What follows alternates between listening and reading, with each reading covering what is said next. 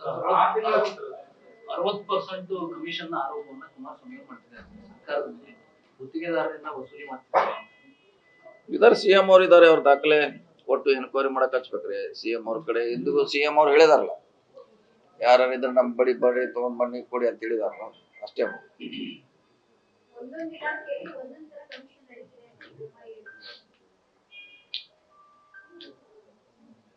ವಿರೋಧ ಪಕ್ಷದಲ್ಲಾದ್ರೂ ಹೇಳ್ತಾರೆ ಅದಕ್ಕೆ ಎಲ್ರಿ ಒಂದು ಅಂತಿಮ ಘಟ್ಟ ತಲುಪಬೇಕಾದ್ರೆ ಏನೋ ಒಂದು ಶಾಶ್ವತ ಪರಿಹಾರ ಬೇಕ್ರಿ. ಎಲ್ಲಾರ ಒಂದು ಏಜೆನ್ಸಿ ಯಾರ ತನಿಖೆ ಆಗ್ಬೇಕು. ಸುಮ್ನೆ ದಿವಸ ಒಂದು ಹೇಳಿದ್ರೆ ಪರಿಹಾರ ಮಾಡ್ಲಿಕ್ಕೆ ಆಗೋಲ್ಲ. ಏನೋ ಅಧಿಕೃತವಾಗಿ ಯಾರು ಹೇಳ್ಬೇಕು, ದೂರು ಕೊಡಬೇಕು, ಏನಾರ ಮಾಡ್ಬೇಕು. ಇಲ್ಲರಿ ಹಂಗೆ ಸುಮ್ಮನೆ ದಿವಸ ಒಂದು ಹೇಳಿದ್ರೆ ಯಾರು ಅದಕ್ಕೆ ಉತ್ತರ ಹಾಕೋರು, ಯಾರು ಅದಕ್ಕೆ ಪರಿಹಾರ? ಯಾರು ಎಲ್ಲಿ ಆರೋಪ ಮಾಡಿಲ್ಲ. ನಮ್ಗೆ ಯಾವ್ದು ಬಂದಿಲ್ಲ, ದೂರುಗಳು ಬಂದಿಲ್ಲ. ನಮ್ಮ ಇಲಾಖೆಗೆ ಆಗಲಿ ಸಿಎಂ ಕಡೆ ಇಲ್ಲಿ ಬಂದಿಲ್ಲ. ಅಲ್ಲಲ್ಲಿ ಆಗ್ತಾ ಇದೆ ಸರ್, ಕೆಲವು ನ್ಯಾಯಮರಣ ಕೋರಿ ಸಮಸ್ಯೆಗಳಾಗ್ತವೆ, ಮೀಡಿಯಾಗಳ ಮುಂದೆ ಮಾತನಾಡಿ ಇದೆಲ್ಲ ಇಟ್ಕೊಂಡು ಅವರು ಆರೋಪ ಮಾಡ್ತಾರೆ. ಕಮಿಷನ್ ನಡೀತಾ ಇದೆ ಸರ್ಕಾರದಲ್ಲಿ, ಅದಕ್ಕಿಂತ ಪರಿಸ್ಥಿತಿ ಇದೆ. ನೋಡಿ, ಬಿಲ್ ಕೊಡೋದು ಡಿಮಾಂಡ್ ಇದ್ದೇ ಇದ್ರೆ ಎಲ್ಲ ತಾಲೂಕು ಜಿಲ್ಲೆಯಲ್ಲಿ ಎಲ್ಲ ಇದೆ. ಬಿಲ್ ಕೊಡಬೇಕಂತ ಡಿಮಾಂಡ್ ಇದ್ದೇ ಇದೆ. ಬಿಲ್ ಕೊಡಬೇಕಂತ ಡಿಮಾಂಡ್ ಹೇಳಿದಾರೆ ಹೊರತಾಗಿ ಬೇರೆ ರೀತಿಯಿಂದ ಆರೋಪ ಇನ್ನೂ ಮಟ್ಟ ಯಾರು ಮಾಡಿಲ್ಲ. ನಮ್ ಬೇಗ ಬಿಲ್ ಕೊಡ್ಸಿ ಅಂತ ಎಲ್ಲರೂ ಡಿಮಾಂಡ್ ಮಾಡ್ತಿದ್ರು ಎಲ್ಲ ಕಡೆ.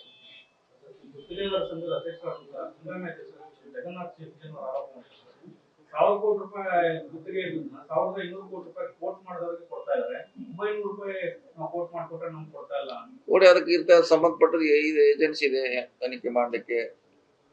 ಹಂಗೇನಾದ್ರೂ ಕೋರ್ಟ್ ಇದೆ, ಇದೆಲ್ಲ ಇಲ್ಲ ಅಂತಿಲ್ಲ.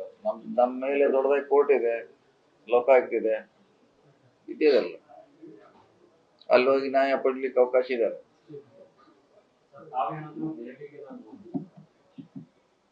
ಚಳಿ ಇದೆ ರೀ ಬಾಳ ಗಂಟೆ, ಹಿಂಗಾಗಿ ನಮ್ ಚಳಿ ಇದ್ರೆ ಆಗೋಲ್ಲ. ಹಿಂಗಾಗಿ ನಾವ್ ಇಲ್ಲೇ ಓಡಾಡತ್ತೀವಿ ಈ ಕಡೆ.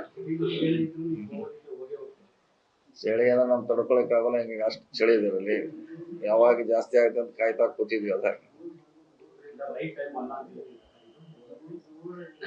ನಮ್ಮ ಇದು ಸೂಟ್ ಆಗೋಲ್ಲ ಅದು ಚಳಿ. ಯಾರೇ ನಮ್ಗೆ ಯಾರು ಫೋನ್ ಮಾಡಿದ್ವಿ?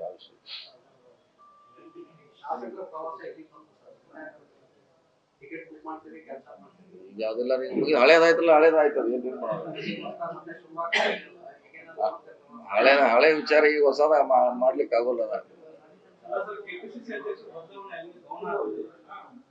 ನೀವು ಇದನ್ನ ಹೈಕಮಾಂಡ್ ಅವ್ರು ಕೇಳ್ರಿ ಹೇಳ್ತಾರ. ಸುರ್ಜೇವಾಲಾ ಅವ್ರನ್ನ ಅವ್ರ ವ್ಯಾಪ್ತಿಗೆ ಬರೋಂತ ನನಗೆ ಕೇಳ್ರಿ, ನಾ ಏನ್ ಹೇಳೋದ್ರಿ? ನನ್ನ ವ್ಯಾಪ್ತಿಗೆ ಬರಲ್ಲ ಅದು.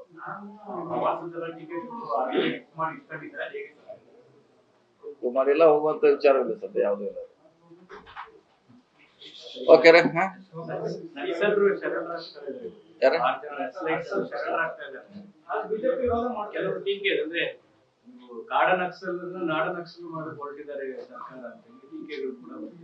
ಪಾಲಿಸಿ ಇದಾರೆ ಹಿಂದ 70 ವರ್ಷದಿಂದ ಎಷ್ಟು ಸರೆಂಡರ್ ಆಗಿದ್ದಾರೆ. ಅವರಿಗೆ ಅವಕಾಶ ಕೊಟ್ಟಿದ್ದಾರೆ. ಜಮ್ಮು ಕಾಶ್ಮೀರಿಂದ ಹಿಡಿದು ಛತ್ತೀಸ್ಗಢ, ಬಿಹಾರ್ ಹಿಡ್ಕೊಂಡು ಕರ್ನಾಟಕ, ಆಂಧ್ರ ಬಹಳ ಜನಕ್ಕೆ ಅವಕಾಶ ಕೊಟ್ಟಿದೆ ಸರ್ಕಾರಗಳು. ಅದನ್ನ ಈ ಹಂತದಲ್ಲಿ ಕಡಿಮೆ ಮಾಡೋದು ಬೆಟ್ರಲ್ಲ ರೀ. ಮತ್ತೆ ಅವ್ರು ದೊಡ್ಡದಾಗಿ ಬೆಳಿಕ್ ಬಿಡ್ಬೇಕಾ? ಈಗೇನ್ ಮಾಡಿದ್ರೆ ಅವ್ರನ್ನ ಕೋರ್ಟಿಗೆ ಸರೆಂಡರ್ ಮಾಡ್ತಿದ್ದಾರೆ. ಅವ್ರನ್ನೇನು ತೆಗೆದು ಹಿಂಗೇನ ಹೊರಗೆ ಬಿಡ್ತಾ ಇಲ್ಲ. ಅವ್ರು ಮುಕ್ತ ಆಗ್ಬೇಕಾದ್ರೆ ಬಹುಶಃ ನ್ಯಾಯಾಲಯಕ್ಕೆ ಹೋಗಿ ಮುಕ್ತರಾಗಬೇಕು. ಅವ್ರನ್ನ ಕೋರ್ಟಿಗೆ ಹಾಜರು ಮಾಡ್ತಿದ್ದಾರೆ. ಓಕೆ ರೀ.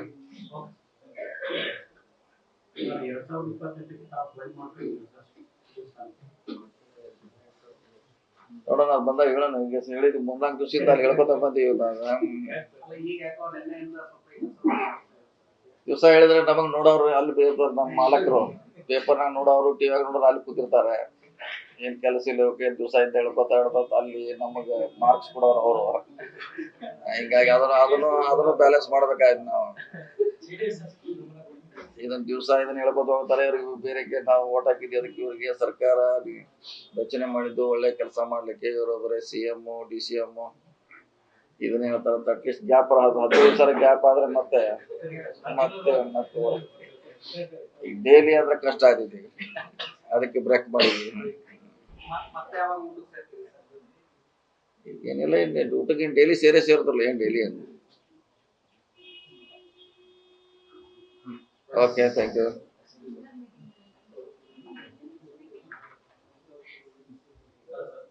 ಸಡನ್ ದಿಢೀರ್ ಸಭೆ ಮಾಡಿದ್ರೆ ಯಾವ ಅಡಚಣೆ ಇರಲ್ಲ. ಪ್ಲಾನ್ ಮಾಡ್ಬೇಕು. ಸೈಜ್ ದೊಡ್ಡದಿಲ್ಲ, ಸೈಜ್ ದೊಡ್ಡದಿದೆ ಮತ್ತೆ ಆಹ್ವಾನ ಕೊಡ್ಲೇಬೇಕು ಅವ್ರಿಗೆ, ಊರಲ್ಲಿ ಇರ್ತಾರೆ. ಶಾರ್ಟ್ ನೋಟಿಸ್ ಅಂತಲ್ಲ, ಹಂಗಾದ್ರೆ ಓಕೆ.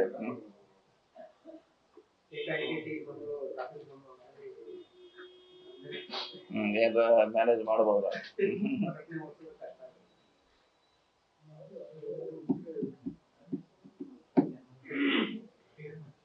ಓಕೆ ರೀ, ಥ್ಯಾಂಕ್ ಯು. ನ್ಯೂಸ್ ಫಸ್ಟ್ ನಿರ್ಭೀತಿಯಿಂದ ನಿಮ್ಮ ಪರವಾಗಿ.